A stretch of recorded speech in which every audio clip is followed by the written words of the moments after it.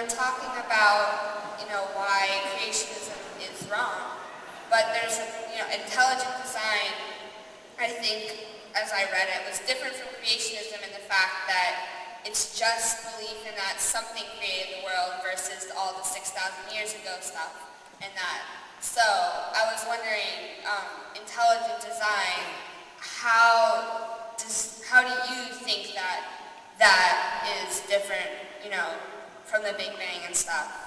Why is that one wrong? Don't be fooled by the term intelligent design. It's just creationism. It's been called creationism in a cheap tuxedo. There is, of course, or creationism with a padded bra is the other.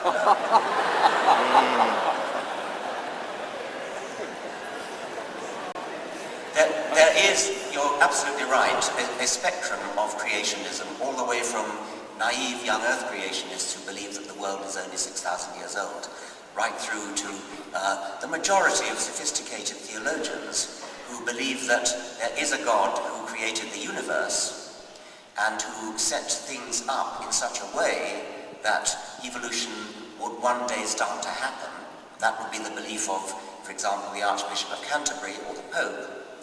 And there's in between those two extremes of the utterly dopey young Earth creationists on the one hand and people like the Archbishop of Canterbury on the other, there's a spectrum which includes people who understand that evolution took place, believe it took place and took place over the correct span of time, but who think that God kind of guided it a bit. It wasn't only natural selection, God helped evolution over the jumps. And the people who call themselves intelligent design theorists tend to be of that category. They tend to believe that evolution happened, at least some of them do, that evolution happened, but certain things were too difficult for evolution to produce, like the bacterial flagellum, and that these were created by a creator. They leave it very ambiguous who the creator was. If you read their more private writings, it's clear it's the particular god of their own religion, Christianity or Judaism, whatever it is. But in their public writings, they sometimes say, we don't know what the creative agency, what the intelligent designer was or is. It could even be an alien from outer space, which is a lot more sensible, by the way, than thinking that it could be a god.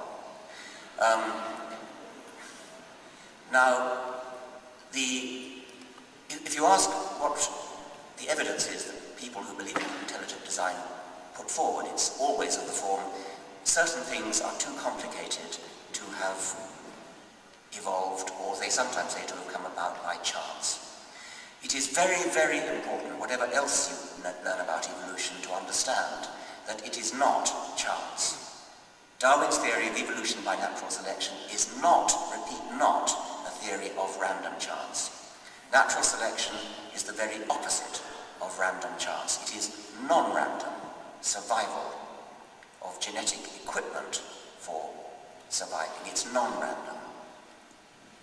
The argument that says living bodies or an eye or a bacterial flagellum or a hemoglobin molecule is too complicated to have come about by evolution and must have been designed is clearly, transparently, a lousy argument, because it completely leaves unanswered the question of where the designer himself came from.